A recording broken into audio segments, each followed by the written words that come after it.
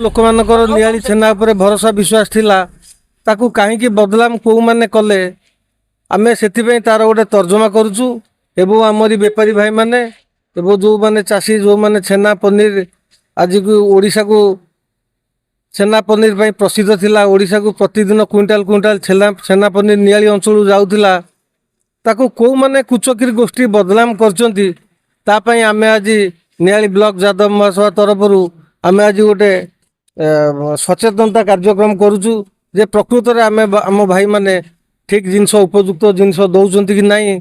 ଠିକ୍ ଉପଯୁକ୍ତ ଜିନିଷ ଦେବା ପରେ ତାପରେ ବଦନାମ କରାହେଉଛି କିମ୍ବା ସେମାନେ ଠିକ୍ ଜିନିଷ ଦେଉଛନ୍ତି ଆମେ ତା ଦେଖିବା ପାଇଁ ଆଜି ଗୋଟେ କମିଟି ବ୍ଲକ କମିଟି ଆଜି ଆମ ଭାଇମାନଙ୍କ ପାଖକୁ ଆସିଛୁ। ପ୍ରତ୍ୟେକ ଜିନିଷର ମାନ ଆମେ ନିଜେ ଆଜି ପରୀକ୍ଷା କରୁଛୁ। ଆମେ ନିଜେ ବି ଜାଣିଛୁ, ଆମେ 20-30 ବର୍ଷ ବେପାର କଲା ପରେ ଆମେ ଜାଣିଛୁ ଆମ ଛେନାର ଆମ ପନିରର ମୂଲ୍ୟ କେଉଁଭଳି ରହିବା କଥା, କେଉଁଭଳି ଆମର ମାନ ରହିବା କଥା।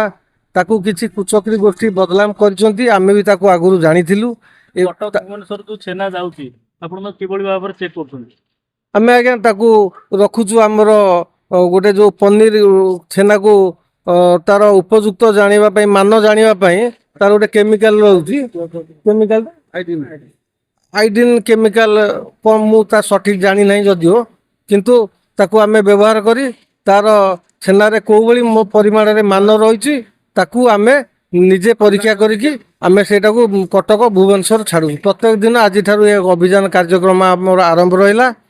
ଆମକୁ ଆମ ଭାଇମାନଙ୍କୁ ଆମେ ନିଜେ ଚେକିଂ କରି ଛାଡ଼ିବୁ ପ୍ରକୃତରେ ଆମର ଭୁଲଟା କେଉଁଠି ରହୁଛି କିମ୍ବା ଆମକୁ କିଏ ବଦନାମ କରୁଛି ଆମେ ତାର ସତ୍ୟାସତ୍ୟ ଜାଣିବା ପାଇଁ ଆମେ ଆଜି ନିଜେ ଛେନା ମଣ୍ଡି ପାଖକୁ ଆସିଛୁ।